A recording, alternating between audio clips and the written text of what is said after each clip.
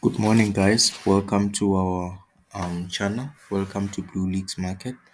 In this video, I'll be explaining how you can take trades using order block, inducement, fair value gap, and liquidity. I'm not going to go into detail on explaining these different concepts. That's for the private group. For those who want to join a private group, they can leave a comment on this video on how to join. Then I'll send them a link so they can join our private lessons and learn these different concepts and how to perfectly use them. In this video, I'll be showing you how I actually took some of the trades using these four things. Well, let's say five things, including break of structure and change of structure. So I'll be analyzing US 100, which is Nasdaq, and I'm on the 15 minutes chart. I'm not going to go into much details on how I took the trades on the lower time frame. By lower time frame, I mean the 1 minute time frame. I'll just explain the analysis behind the trades that I took, and that's it. So, the first thing which I recognized when analyzing this is that the market came here and it broke structure. So we have our first break of structure there, or we can rather call it change of structure or break of structure. But for now, I'll just call it break of structure. So we have our break of structure to the downwards.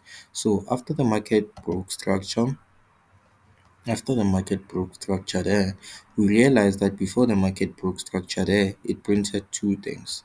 It gave us an order block there. So I'll refine it to that wick there. Now, in order for you to understand why I refined it to that wick, you need to join our private group. Then after it gave us that order block, which is a high probability order block because it has fair value gap there or imbalance, right? It also came back and created an inducement, right? So we also have an inducement there. So that's how excuse me, that's our inducement up. Now the market could have when the market was going this direction, it could have just turned on our inducement, or it could have went and touched our high probability order block.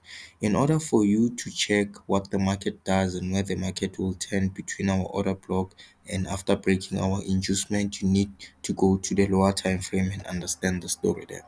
So in the lower time frame, if you get something like this, let's say the market is approaching your inducement or your order block. If you get something like this, then it touches your order block or inducement, then it goes down, it breaks structure, then it goes back, um creates an inducement, then break that inducement, collects order, then break structure again.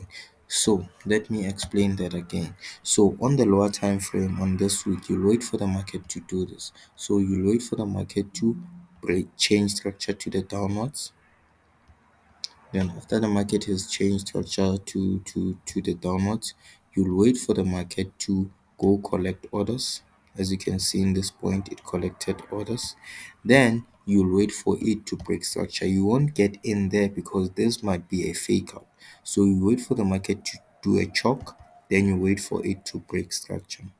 Immediately it gives you that break of structure to the downwards, then you know that the market in this case is no longer going to touch our high probability order block, but in this case it's just going to turn after taking our inducement. Because remember, the market can turn anyhow. It can turn after taking out inducement, or it can go as further as taking out the order block, right?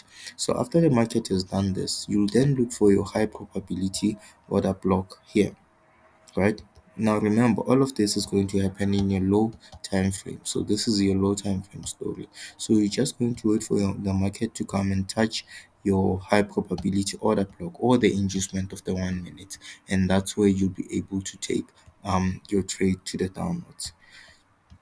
That's where you'll be able to take your sell. You can either put your stop loss above your highest the swing high, or you can put it just few pips above your thingy, your order block, right? So it depends on the way you trade. So all this should happen on your 1 minute. So you could have understood the story of the 1 minute and you could have taken a trade there. Let me delete that.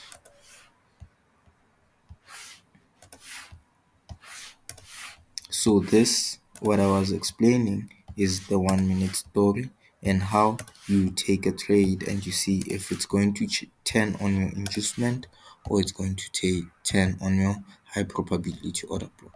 So actually took a trade there. Now to make sure that we protect it, we actually put a stop loss above that high probability order block, just in case the market decided to go to that high probability order block, which in this case it didn't, right? Then afterwards we targeted the highest high before the market turned down, right? So that was the high that we targeted for this trade, and it was a successful trade with a good risk to ratio reward, right? Then the market proceeded and it broke structure. Here we had a failed break, right? So the market didn't really break structure. No, after the market took out the inducement, we have a break of structure there. No, that failed break, it's a story for another day. Then we have another break of structure there, right? Because the market took out the inducement, went down, and it successfully broke structure. So we'll have a break of structure to the downwards. Now, let me delete that. The trade was successful. Now, before the market broke structure, it left two things, right? It left an order block. Can say this is our order block, right? It left an order block. Then afterwards, it didn't leave any inducement in this case. The only inducement is that point, but as you can see that it's not a strong inducement. So in this case, you go to a low time frame, and you wait for the market to actually touch your high probability order block. So this was a simple trade because the market didn't give us a strong inducement. It only gave us a strong high probability order block. I explained these order blocks in our paid mentorship. In order for you to understand them, you need to join the paid mentorship, right?